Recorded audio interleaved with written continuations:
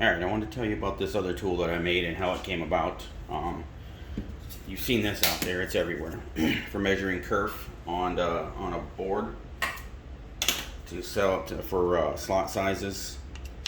You can tell, if I was making a slot for this, it would be somewhere between 0.13 and 0.12. But if I'm doing something circular, I hadn't seen anything out there for that. So I decided to make my own. Something like this. When I was making this box here, I needed to adjust the size of these circles for the magnet that I was going to use. Well, when I used the caliper on the magnet, it told me 0.30. And of course, me being forgetful, I forgot to adjust for the kerf, which I should have watched Mark's video on adding 0.1 to it, I think it was. I had to remember what it was, but I forgot to do it. So of course, when I made these holes, I made them too small and it wouldn't fit in there. But then I decided to go make this tool, and if I had this before, I would have seen that this is the 0.30 here. I would have seen that that magnet does not go in that hole. But if I went up one, 0.31, it's a perfect fit, which is what I ended up doing on here, making these 0.31. So, and you can use this for anything circular. I mean, I made it for magnets specifically. I actually named it that, but you can use it for anything circular.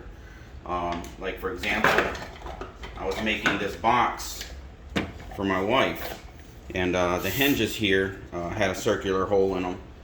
Here's what they look like without putting it in. This is what they look like without putting it in. So I needed to figure out what I was going to put through here to make the hinge. So I was thinking, either a paper clip that I straightened out, or even I started using these. These are great if you don't have them.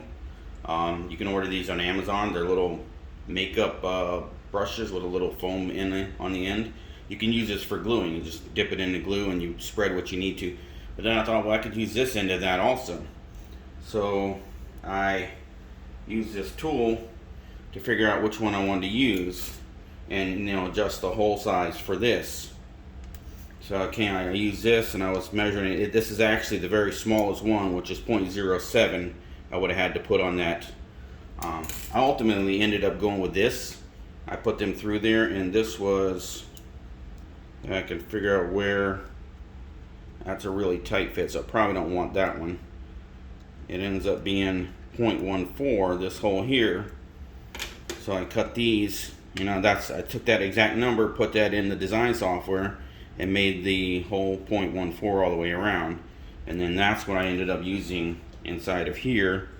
That's what runs through this hinge here for the box that I made for my wife. But that's how I use this tool. Mainly I used it to measure magnets, but you can use it for anything circular that you need to figure out the size of the hole that you need to put in the design software.